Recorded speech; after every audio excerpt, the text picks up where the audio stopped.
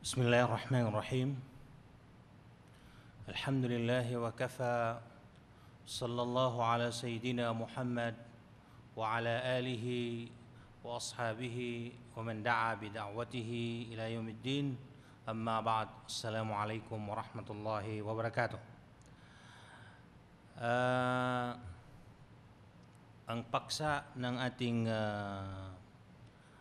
pag-usapan sa ngayon ay patungkol sa tinatawag na as-sihr o sya'wadah.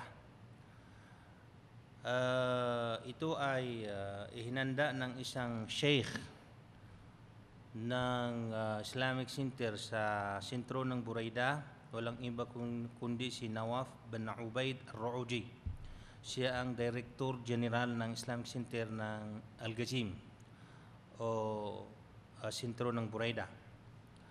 Islamic Center sa sentro ng Buraida. Ang malaking punto ulayunin sa seminar na ito ay upang tayo ay magkaroon ng malalim na kaalaman patungkol sa relihiyon ng Islam. Si Propeta Muhammad sallallahu alaihi wasallam ay nagsabi sa kanyang hadis, qala an-nabiy sallallahu alaihi wasallam, man yuridillahu bihi khairan yufaqihu fid din. Al-hadis. Ang kahulugan sa wikang Tagalog, si Propeta Muhammad sallallahu alaihi wasallam ay nagsabi sa kanyang hadis. Sabi niya, sinuman ang tao na ang gusto ng Allah sa kanya ay ang kabutihan, ay bibigyan niya ng malalim na kaalaman patungkol sa relihiyon ng Islam. Ito ay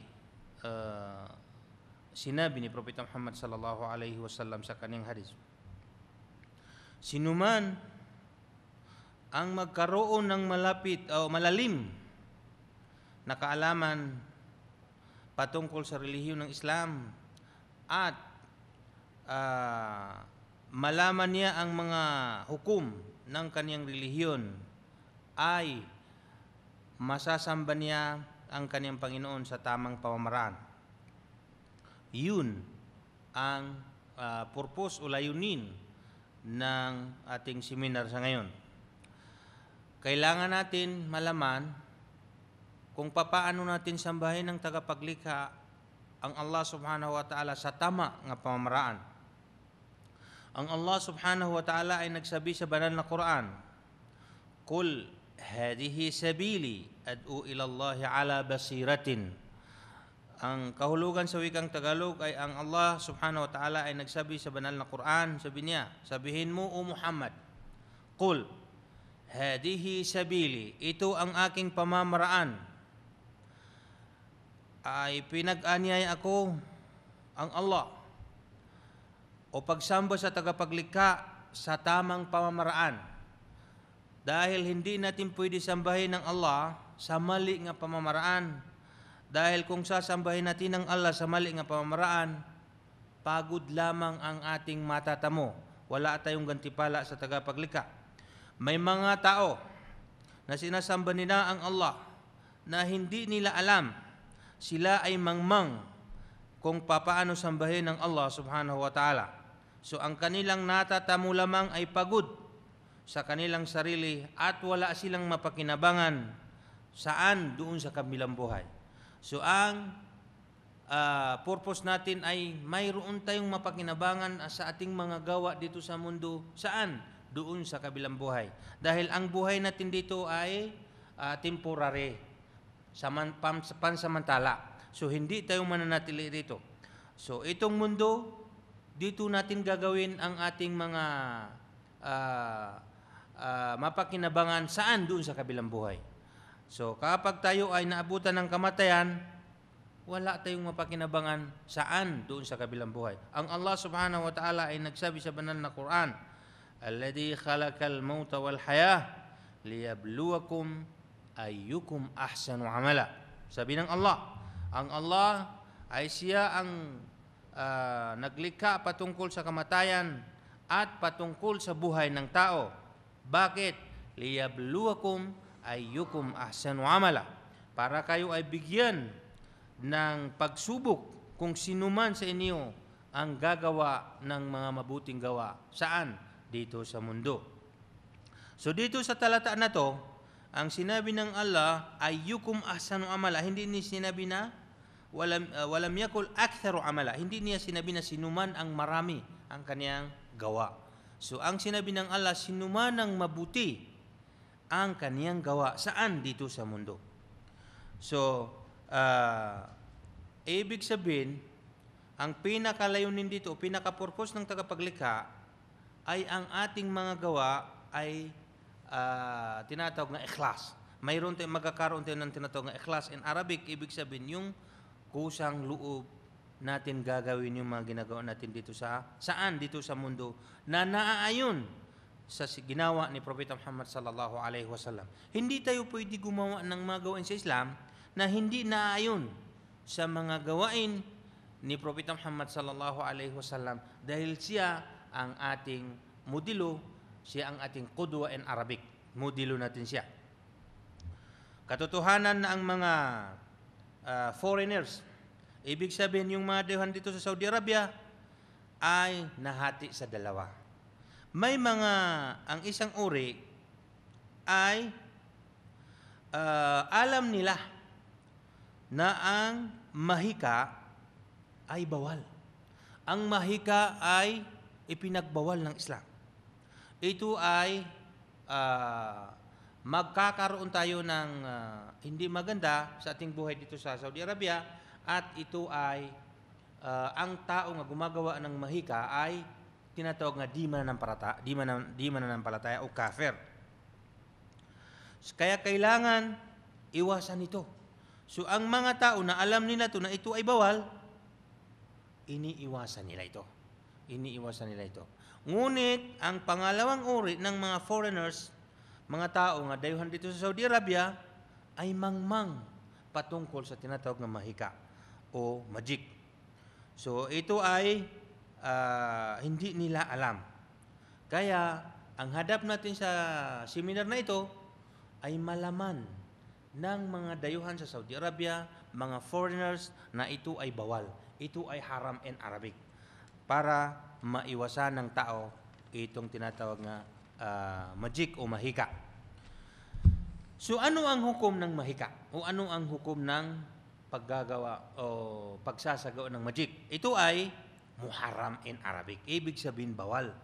At magiging di mananampalataya ang tao nga gumagawa ng mahika dahil ito ay hindi binigyan ng paintulot ng Islam at hindi rin binigyan ng paintulot ni Propeta Muhammad sallallahu alaihi wasallam.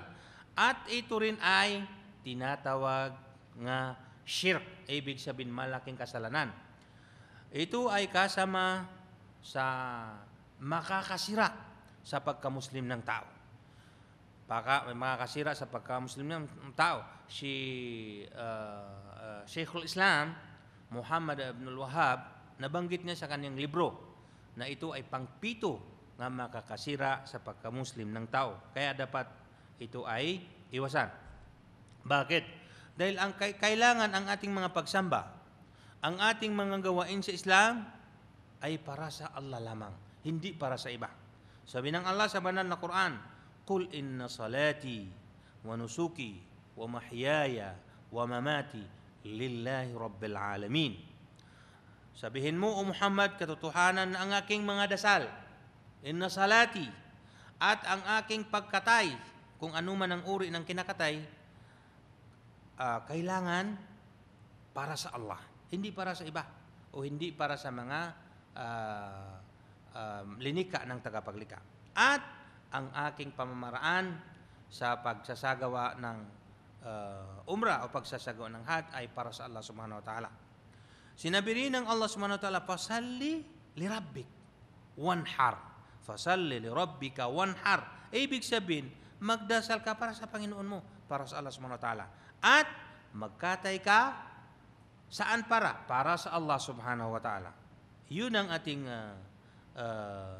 layunin, na para tayo ay magkaroon ng malalim na kaalaman patungkol sa relihiyon ng Islam. At magkaroon tayo ng malalim na kaalaman patungkol sa pagsamba sa tagapaglikha. Bakit? Katotohanan na ang Satanas o si Satanas ay liniligaw ang mga tao para maging kasama saan? Doon sa impyernong apoy pagdating sa kabilang buhay.